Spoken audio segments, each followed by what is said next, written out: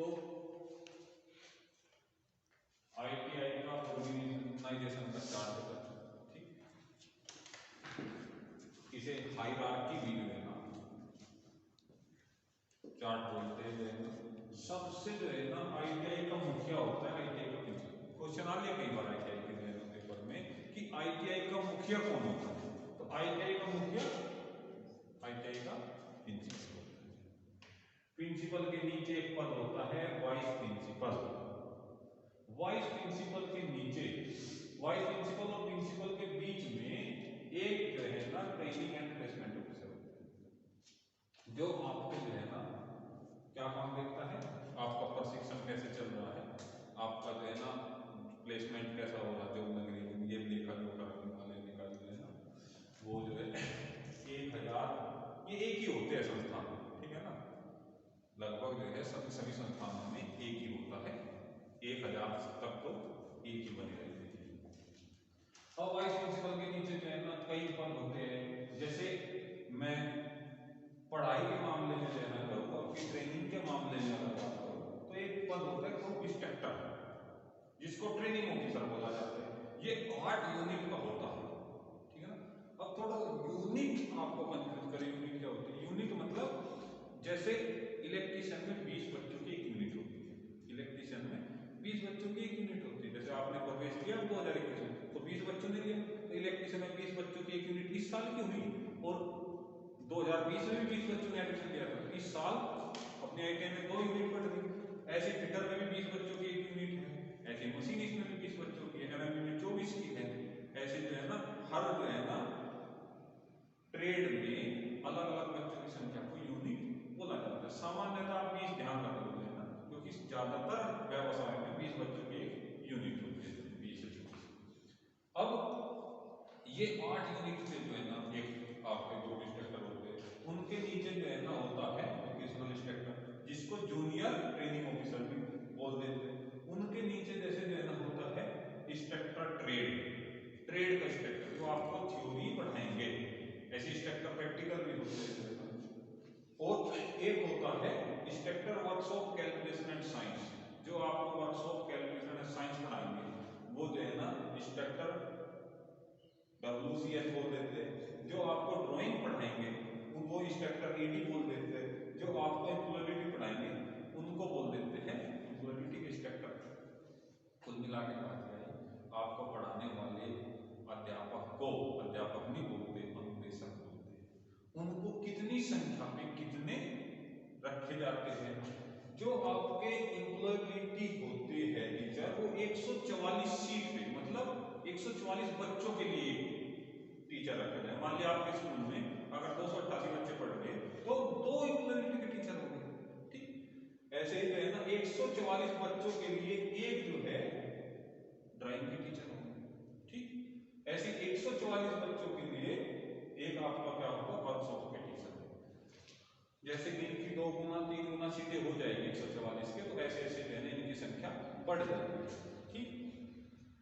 तो हर ट्रेड के लिए एक जो है ट्रेड, एक हर यूनिट, एक यूनिट के लिए टीचर। मान लीजिए यहाँ पे फिलहाल इलेक्ट्रीशियन की अगर 2 यूनिट है तो टीचर 2 हुए। आप जानते हो अपने यहाँ 2 टीचर है, एक हम इलेक्ट्रीशियन और एक असोसिएशन, ये भी रहने से लिए तो 2 जो है ना प्रत्येक यूनिट में एक इंस्ट्रक्टर होते हैं। और यहाँ जो है ना आपके लिए सबसे महत्वपूर्ण बात जानने वाली ये है, ITI करके भी ITI के अनुदेशक बन सकते हो।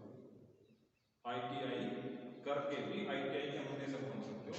कहने का मतलब मैं इंस्ट्रक्टर की क्वालिफिकेशन के बारे में जिक्र कर रहा हूँ। इंस्ट्रक्टर बनने के लिए एक जो है ना स्कीम है CITS,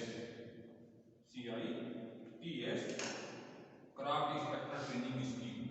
ये कंपल्सरी कर दी है फिलहाल उत्तर प्रदेश सरकार ने CITS कंपल्सरी कर दी।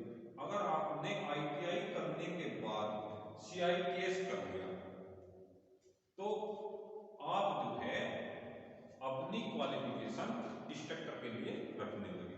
प्लस अगर आप भाई ITI कर रहे तो आपको 3 साल का अनुभव,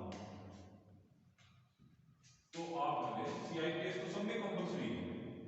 अगर आपके पास CITS प्लस ITI और 3 साल का अनुभव है तो आप जो है इंस्ट्रक्टर बन जाओगे अपनी ट्रेड। प्लस अगर आपके पास CITS और डिप्लोमा है तो आपका जो है अनुभव 2 साल का लगेगा, ठीक है ना। अगर आपके पास डिप्लोमा है तो 2 साल का अनुभव लगेगा, और CITS और आपने बीटेक कर ली तो आपका अनुभव कितना लगेगा, 1 साल। कैसे याद रखोगे यहाँ पर, इसका रखने का आसान तरीका, बच्चों कुल 5 होता है। जैसे ITI 2 साल की, अनुभव 3 साल, 5 साल होगा। डिप्लोमा बच्चों 3 साल का होता है और आपका अनुभव 2 साल का, तो 5 का आंकड़ा यहाँ है। बीटेक आपकी 4 वर्ष की होती है प्लस अनुभव 1 साल का, 5 साल का अनुभव होता है, मतलब टोटल 5-25। CTI कंपल्सरी होगी, आपने ITI किया हो या डिप्लोमा किया हो या बीटेक किया हो, टोटल जो है ना अनुभव प्लस आपका जो है ना प्रशिक्षण लेने का समय दोनों 5 वर्ष होता है। ये क्राइटेरिया बना हुआ है इंस्ट्रक्टर बनने के लिए। इंस्ट्रक्टर बनने के बाद 10 साल जो है ना आपको इंस्ट्रक्टर बनने के बाद तभी आपका नाम फोरमैन बनने की सूची में आता है। ऐसे जो है ना बात कर लेते हैं, एक विभाग, एक वाइस प्रिंसिपल के नीचे एक आपका विभाग होता है कार्यालय विभाग, जो आपका लेखा जोखा रखता है, भाई आपके एडमिशन के कागज, आप हम लोगों का वेतन, सभी जो है ना कर्मचारियों का वेतन, उस विभाग को क्या बोलते हैं, कार्यालय। कार्यालय में जैसे एक होता है सुपरिंटेंडेंट, ऑफिस सुपरिंटेंडेंट तभी आएगा अगर कार्यालय में 3 UDC और 3 LDC, मतलब upper division clerk, lower division clerk, अगर 3 UDC और 3 LDC है तभी जो है ना एक सुपरिंटेंडेंट, ऑफिस सुपरिंटेंडेंट की जरूरत है। ये जो मैंने 3 लिखी है, ये 250 सीट को रेफरेंस मान के लिखे हैं। अगर किसी संस्थान में 250 बच्चे पढ़ रहे हैं तब 3 UDC की जरूरत है, 3 LDC की जरूरत है, 3 वर्कशॉप अटेंडेंट की जरूरत है, 4 पियून की, 3 स्वीपर की और 4 चौकीदार की जरूरत है।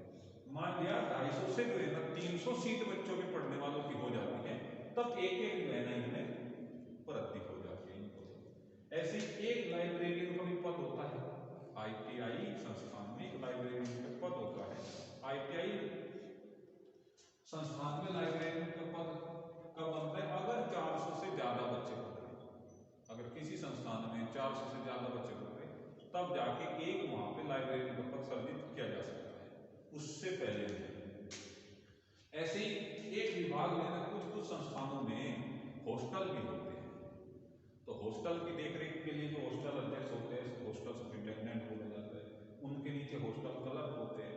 हॉस्टल क्लर्क आपका लेखा जोखा रखते हैं, भाई आप हॉस्टल में रहने की फीस तो अदा करते ही हो ना, तो उस फीस का जो है ना हॉस्टल में आने वाले बिजली के बिल, ये सब लेखा जोखा जो है ना हॉस्टल में कब पुताई हो रही, कब ये सब जो भी उसका मेंटेनेंस होता है, ये सब हॉस्टल क्लर्क देखते रहते हैं। और हॉस्टल क्लर्क के नीचे जो है ना 4th क्लास स्टाफ भी होता है। 4th क्लास स्टाफ मतलब जो आपके हॉस्टल के सामने बैठा देते हैं चपरासी को, कि जो है ना ये देखता रहे कौन कब जा रहा है, इसकी एंट्री करना, प्लस किसके गार्जियन कब मिलने आए, कब गए, ये सब जो है ना लेखा जोखा निगरानी जो है ना क्लास 4 करते हैं। जो है ना शाम को 10 बजे के, रात को 10 बजे ताला लगा देना, सुबह जो है ना 4 बजे आप देना, वो जैसा जो है ना मौसम है उस हिसाब से परिवर्तन होता है। कोई सर्दी है तो जो है ना 6 बजे खोल देंगे, गर्मी है थोड़ा जल्दी खोल देंगे सुबह, ऐसे मौसम के हिसाब से मतलब उन रूल रेगुलेशन को देखते रहना, आप पे निगरानी रखना, ये 4th क्लास की जो है ना। ऐसे ही ITI में विभाग है जो है ना स्टोर कीपर, जो खरीद फरोख्त होती है, ठीक है ना भाई, आप ITI चल रही प्रैक्टिकल का सामान आ रहा, उसको जो है ना वो सब जो है ना प्रैक्टिकल से संबंधित खरीद फरोख्त का जो काम है वो स्टोर कीपर का है। अब स्टोर कीपर भी मैंने वैसे जो है ना 250 को रेफरेंस मान के पदों की संख्या लिखी थी, यहाँ भी स्टोर विभाग में मैंने 250 को रेफरेंस मान के लिखा है कि अगर 250 बच्चे किसी संस्थान में पढ़ रहे तो एक स्टोर असिस्टेंट से काम चल जाएगा, और 250 से ज्यादा है तो एक स्टोर असिस्टेंट और एक स्टोर कीपर की आवश्यकता है। उससे ज्यादा है जो है ना 250 पे एक बढ़ता चला जाता है। ऐसे जो है ना एक मेडिकल ऑफिसर भी होता है, पर ये जो है ना जनरली है ITI में नहीं होते, क्योंकि इसमें ये नियम है कि जब किसी शहर में 4 ITI हो तब मेडिकल ऑफिसर को परमानेंट रखा जा सकता है। ठीक, जब तक जो है ना किसी शहर में 4 ITI नहीं है तब तक मेडिकल ऑफिसर को, डॉक्टर को आप जो है ना पार्ट टाइम रखते हो। तो ये आपकी ITI में सबसे ऊपर कौन, उसके नीचे कौन, उसके नीचे कौन, ऐसा जो है ना पूरा चार्ट है। कितने पदों पे कितने बच्चों के लिए कितने टीचर की आवश्यकता है, कितने बाबू, कितने क्लर्क की जरूरत है, ये सब आपने सीखा। प्लस ये भी आपने जान लिया कि ITI में जो है ना टीचर जो है के लिए क्या क्वालिफिकेशन है। ठीक है ना, ऐसे ही ठीक है, बस इतना ही।